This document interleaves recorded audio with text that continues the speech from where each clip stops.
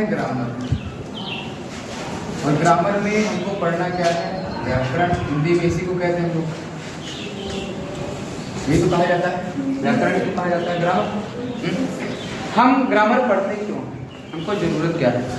किसी भी भाषा को सही ढंग से सीखने के लिए हमको ग्रामर की जरूरत पड़ती है। ग्रामर आना बहुत अनिवार्य है। अगर किसी भी भाषा में बेहतर पकड़ रखना है तब।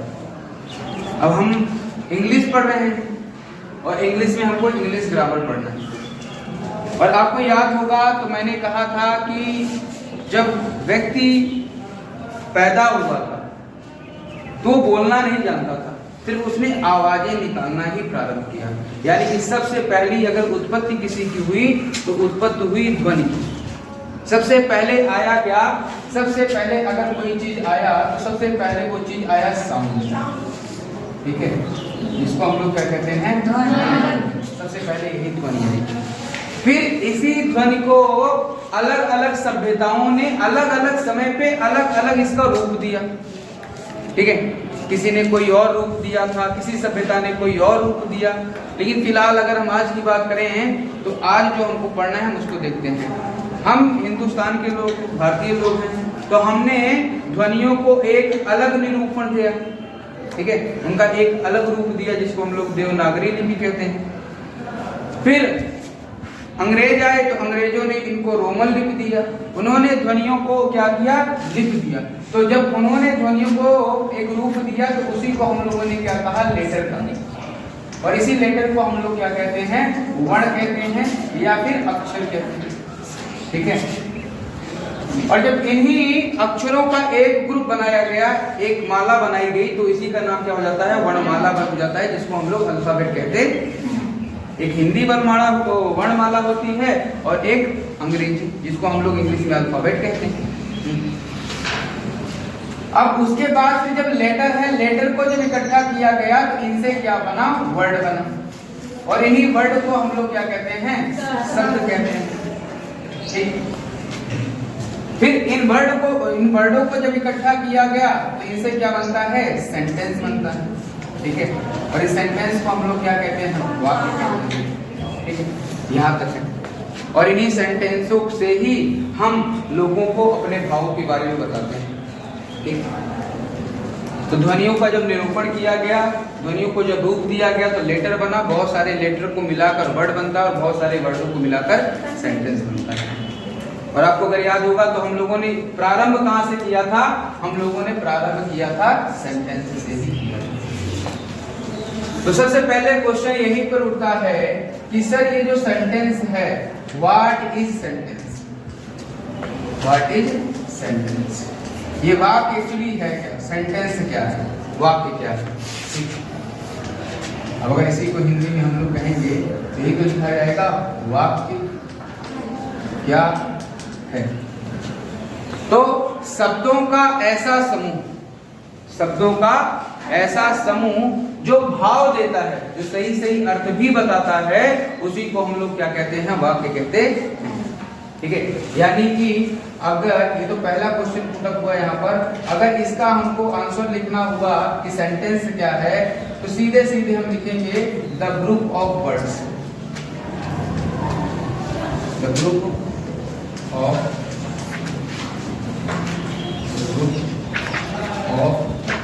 words that gives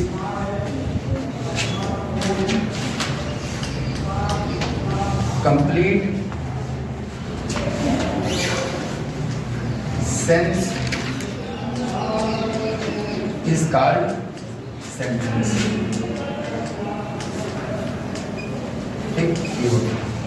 The group of words that give complete sense is called sentence.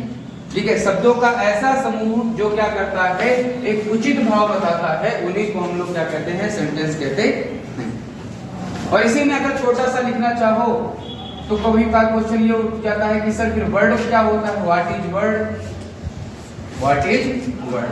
ये शब्द क्या होते हैं?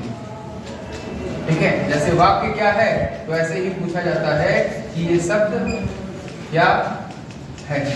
शब्द क्या है?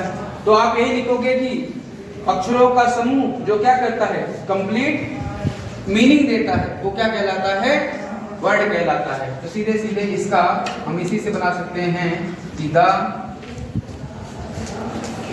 Group of letters, the group of letters that give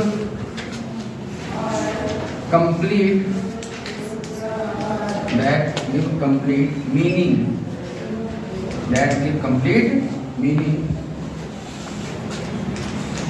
is called word। ठीक है, क्या कहलाता है, शब्द कहलाता है। ठीक, अब यहीं से क्वेश्चन दूसरा उठता है। हम लोग जो सेंटेंस पढ़ रहे हैं, हमारा मेन टॉपिक क्या है, हम ग्रामर स्टार्ट कहां से करेंगे, हम ग्रामर स्टार्ट करेंगे सेंटेंस से, वाक्य से। अब ये उठता है कि सर ये जो वाक्य है, अब वाक्यों के बारे में पढ़ना है, तो वाक्य जो होते हैं वो 5 टाइप्स के होते हैं। कितने प्रकार के होते हैं, 5 टाइप्स के, 5 प्रकार के होते हैं। तो यहाँ पर हम सीधे सीधे सेंटेंस के बारे में लिखेंगे, there are 5 kinds of sentence। ठीक है, there are 5 kinds of sentence। अच्छा, एक होता है kinds of sentence और एक दूसरा होता है parts of sentence। इन दोनों में अंतर समझिएगा, parts of sentence। एक होता है kinds of sentence और एक होता है parts of sentence। Kinds of sentence वाक्य के प्रकार होंगे और पार्ट्स ऑफ सेंटेंस जो वाक्य दिया गया है उसके भाग होंगे। ठीक है, और पार्ट्स ऑफ सेंटेंस की बात करें तो दो पार्ट्स होते हैं, एक को सब्जेक्ट कहते हैं, एक को प्रेडिकेट कहते हैं। और अगर काइंड्स ऑफ सेंटेंस की बात करें तो there are 5 kinds of sentence. पहला जो सेंटेंस होता है उसको हम लोग कहते हैं असर्टिव सेंटेंस, असर्टिव सेंटेंस। और दूसरा जो होता है उसको हम लोग कहते हैं इंट्रोगेटिव सेंटेंस,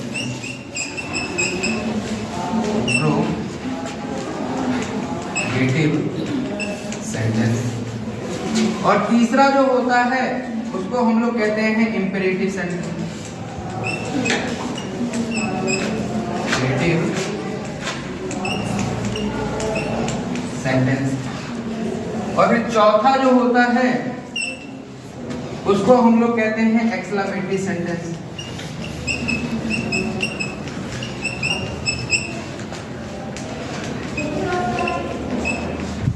एक्सक्लेमेटरी सेंटेंस। और जो आपका पांचवा होता है उसको हम लोग कहते हैं ऑब्जेक्टिव सेंटेंस, ऑब्जेक्टिव सेंटेंस। ये 5 टाइप्स के सेंटेंस होते हैं और ग्रामर में सबसे पहले हमको इन्हीं सेंटेंस के बारे में पढ़ना है। ठीक है, फिलहाल आपको समझ में आ गया होगा कि सबसे पहले क्या होता है, सेंटेंस होता है। हमने सेंटेंस के प्रकार जाने और सेंटेंस कितने टाइप्स के होते हैं, काइंड्स के होते हैं 5 types, assertive sentence, interrogative sentence, imperative sentence, exclamatory sentence और ऑब्जेक्टिव सेंटेंस।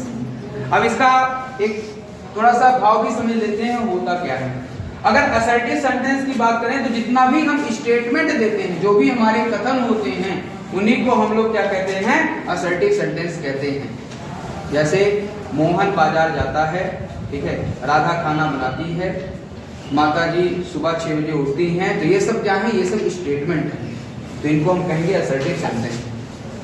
ठीक है, राधा बाजार नहीं जाती है, माता जी सुबह नहीं उठती हैं, ये भी क्या है, स्टेटमेंट है, लेकिन वो सकारात्मक स्टेट था और ये वाला नकारात्मक स्टेटमेंट था। वो सकारात्मक स्टेटमेंट था और ये कौन सा स्टेटमेंट है, नकारात्मक स्टेटमेंट।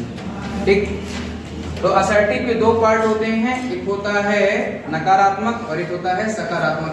नकारात्मक को हम लोग कहते हैं निगेटिव सेंटेंस और सकारात्मक को हम अफर्मेटिव भी कहते हैं और पॉजिटिव भी कहते हैं। इसका दूसरा नाम होता है डिक्लेरेटिव सेंटेंस। असर्टिव का दूसरा नाम क्या है, डिक्लेरेटिव सेंटेंस कहते हैं।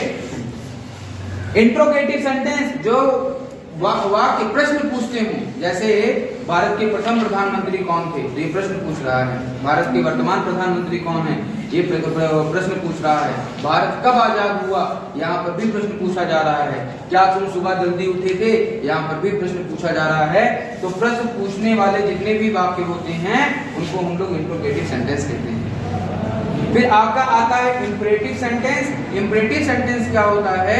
इंपरेटिव सेंटेंस में आपको बहुत सारी चीजें होते हैं। आपको इंपरेटिव सेंटेंस में आदेश दिया जा सकता है, आपसे रिक्वेस्ट किया जा सकता है, आग्रह किया जा सकता है, और आप प्रपोजल भी दे सकते हो कि चलो खेलने चलें।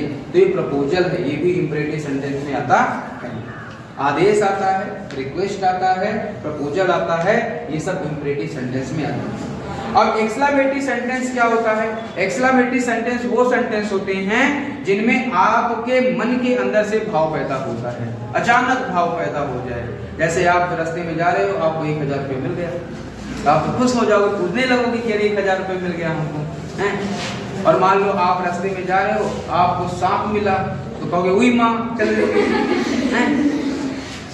तो ये चीजें क्या हैं? ये सब ऐसे वाक्य यानी कि जो बिल्कुल अंदर आत्मा से निकलते हैं, उनको हम लोग एक्सक्लेमेटरी सेंटेंस कहते हैं। दूसरी चीज होती है ऑब्जेक्टिव सेंटेंस। ऑब्जेक्टिव सेंटेंस में आप इच्छाओं को बताते हो, आप किसी के लिए प्रार्थना करते हो, आप किसी को आशीर्वाद देते हो, आप इसमें किसी को अभिशाप भी दे सकते हो।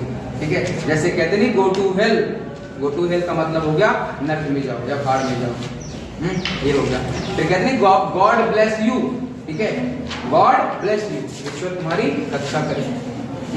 मे यू लिव लॉन्ग, लंबे समय तक जियो, ये सब किसमें होता है? Objective sentence.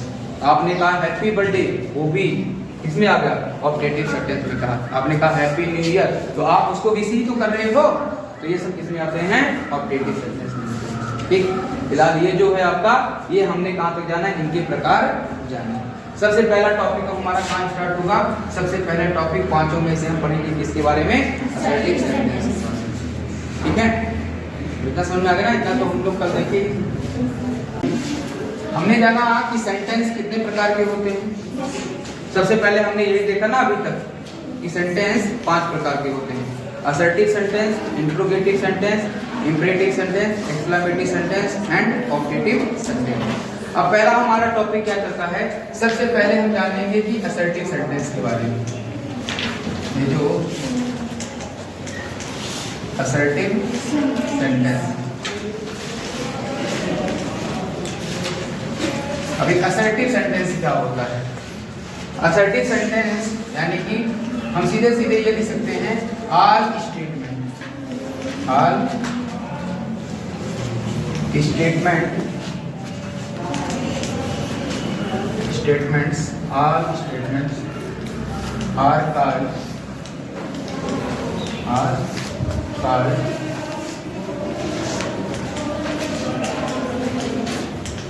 assertive sentences। यानी कि सारे के सारे स्टेटमेंट क्या होते हैं? उनको हम लोग सेंटेंस कहते हैं। हाँ, यहाँ लिख सकते हैं कि these स्टेटमेंट, ये जो स्टेटमेंट है, these स्टेटमेंट में be positive and negative, positive and negative. और ये जो स्टेटमेंट है ये पॉजिटिव भी हो सकता है और नेगेटिव भी हो सकता है। जैसे हमारे विचार किसी चीज को लेकर पॉजिटिव भी हो सकते हैं, नेगेटिव भी हो सकते हैं। जैसे चार्ज की बात करें तो चार्ज नेगेटिव भी होता है और पॉजिटिव भी होता है। नंबर नेगेटिव भी होता है और नंबर पॉजिटिव भी होता है। तो ऐसे ही स्टेटमेंट क्या होता है, वो नेगेटिव भी हो जाएगा और पॉजिटिव भी हो जाएगा। अगर स्टेटमेंट नेगेटिव है या स्टेटमेंट पॉजिटिव है, मान लो अगर स्टेटमेंट पॉजिटिव है तो उसको हम लोग पॉजिटिव सेंटेंस कहेंगे, पॉजिटिव सेंटेंस। यानी इसी का दूसरा नाम होता है अफर्मेटिव सेंटेंस।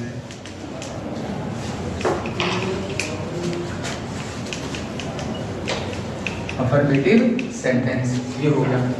और अगर स्टेटमेंट निगेटिव है तो फिर क्या कहलाएगा? निगेटिव सेंटेंस कहलाएगा, निगेटिव सेंटेंस। ठीक, ये हो गया। अब इसके एग्जाम्पल देख लो, जैसे अगर उदाहरण की बात करें, यहाँ पर हम एग्जाम्पल की बात करें, इसका एग्जाम्पल बता दीजिए। तो जैसे लिखा गया कि राधा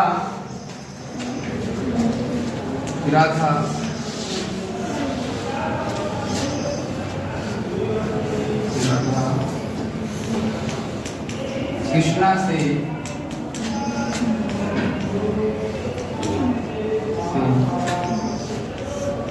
बहुत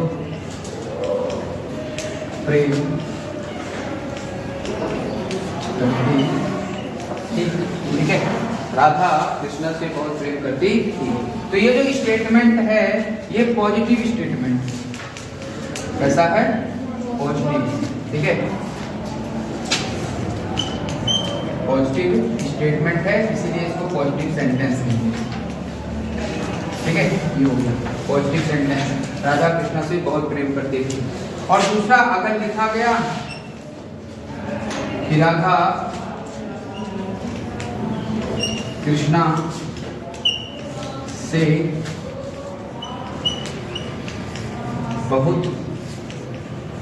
प्रेम नहीं करती।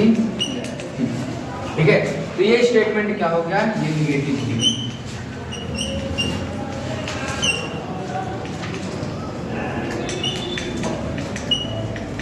गया। निगेटिव सेंटेंस हो गया। अब इसी को ट्रांसलेट कर लेते हैं। अब राधा कृष्णा से बहुत प्रेम करती थी, ये पास्ट इंडेफिनिट टेंस हो गया, तो सीधे सीधे लिखेंगे राधा। अब यहाँ पर सिंपल सा है, तो लव का second form, love, Radha love, किसको? Krishna. Radha love Krishna so much, ये हो गया Radha love Krishna so much. अब लिखा गया राधा कृष्णा से बहुत प्रेम नहीं करती थी, तो यहाँ लिखोगे कि राधा, तो हो जाएगा डिड नॉट, और क्या हो जाएगा? लव कृष्णा, ठीक है, सो मच।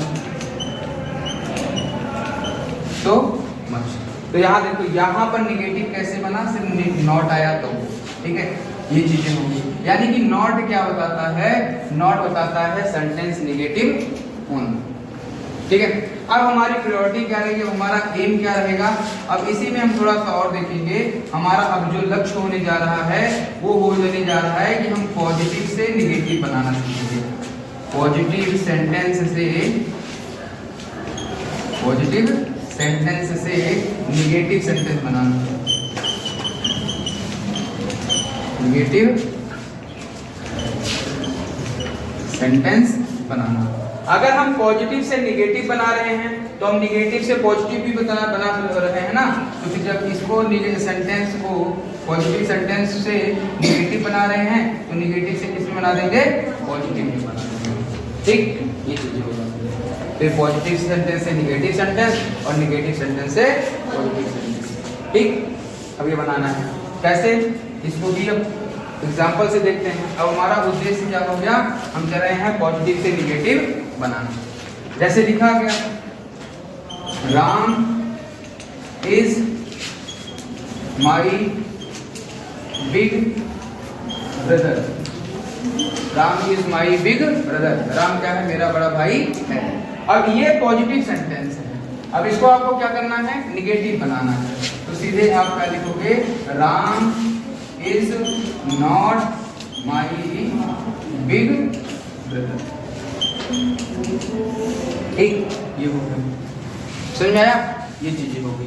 तो सर क्या नॉट लगाने से ही निगेटिव बनता है? नहीं, नॉट के अलावा नॉट नहीं लिखा जाता है तब भी निगेटिव बनते हैं। कुछ वर्ड ऐसे होते हैं जो निगेटिव कहलाते हैं, जैसे नन हो गया, नो मैन हो गया, नन ऑफ दीज हो गया। ठीक है, ये सब क्या कहलाते हैं? नेवर हो गया, ये भी क्या कहलाते हैं? ये भी निगेटिव बनाते हैं। लेकिन फिलहाल अभी हमको क्या करना है? अभी हम ऐसे वाक्यों को चुनेंगे जिसमें आपको सिर्फ नॉट ही लगाना होता है। ठीक, ये लिखा गया। जैसे यहाँ पर बताइएगा क्या होगा? लिखा गया Rahul is a good man. लिखा गया राहुल इज गुड मैन। तो इसका नेगेटिव क्या होगा? हाँ, तो क्या हो जाएगा? Rahul is not a good man. ठीक है, अभी तो हो गया आपका नेगेटिव। समझ में आ गया? असर्टिव से नेगेटिव। इसको नोट करना चाहूँ।